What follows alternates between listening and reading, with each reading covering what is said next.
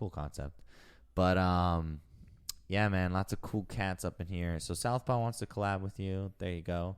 That's fucking cool. Let's see. We did that one already. 444 Jay-Z. So he asks where about the Thursday spot. So the Thursday spot, like I mentioned, we have 2 weekly open mics. The one on Thursday is at CNI Studios, which is downtown Fort Lauderdale.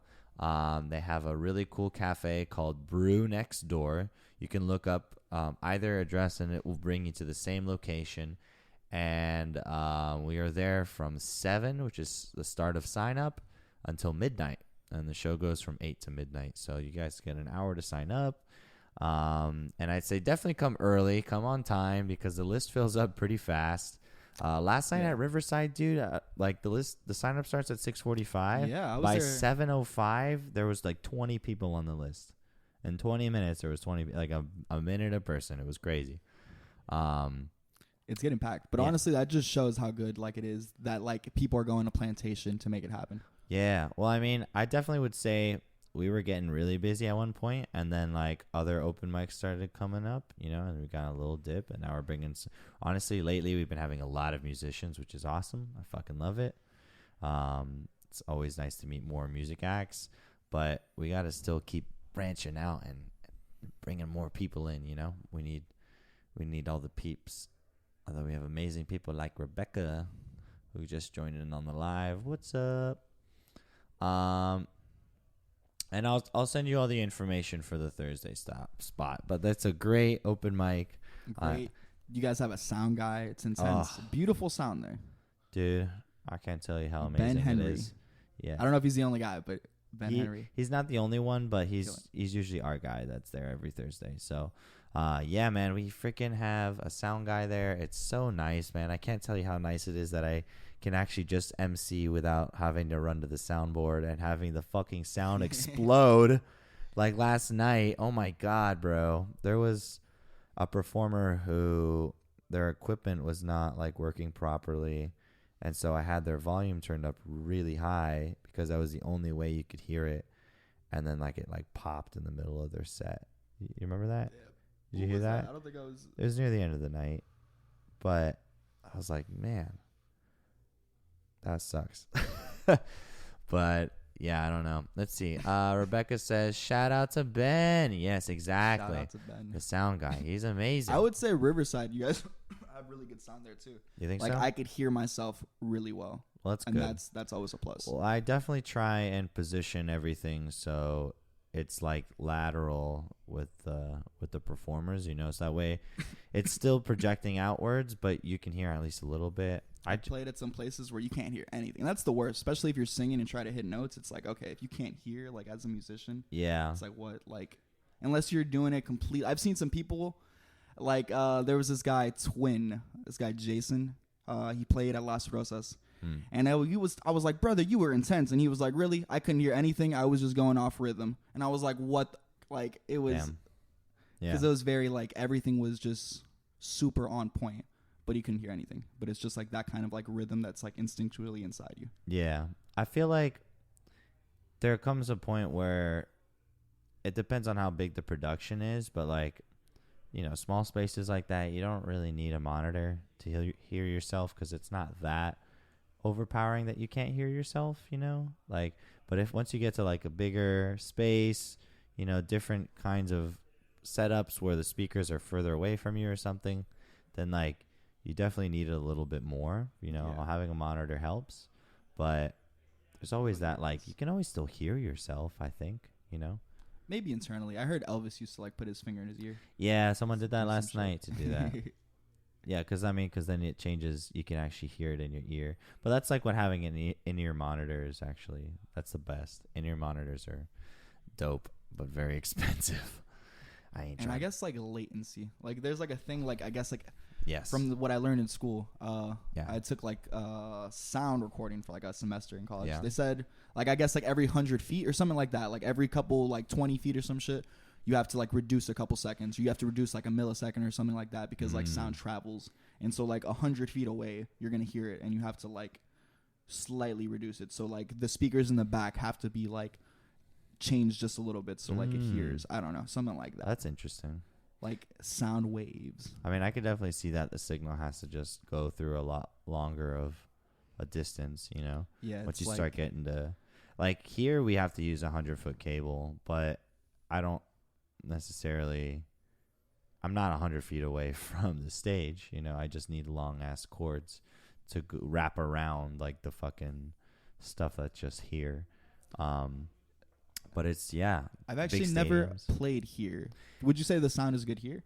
The sound is pretty good. I'm here. asking. You're not gonna say no. I mean, I'd say it's a box though. That's the thing. You know, it's very, because we play in front of this glass wall here. Okay. Like, it sound like bounces really hard that way, and it's not a very big venue. So you don't have to be very loud and people can hear you, is my point. You know what I mean? But we've had a metal band in here, and it was so loud. Yeah. So loud. But they sounded great, but it was loud because it's not very big. And that's our Out the Box show. So that's another reason it's called Out the Box. It's because it's like out the box, keep the door open.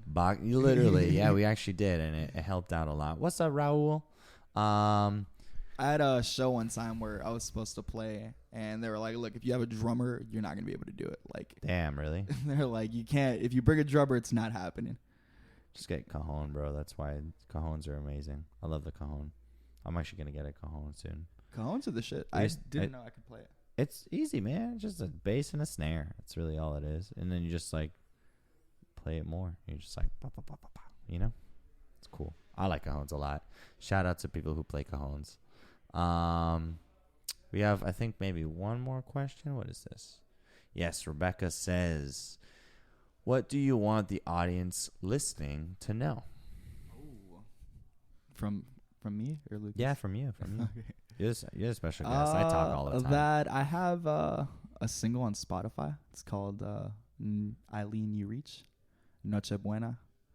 Noche Buena actually means Merry or Christmas Eve in Spanish, but it's more like good night too. So this one girl told me it should be called Noche Buena or Noche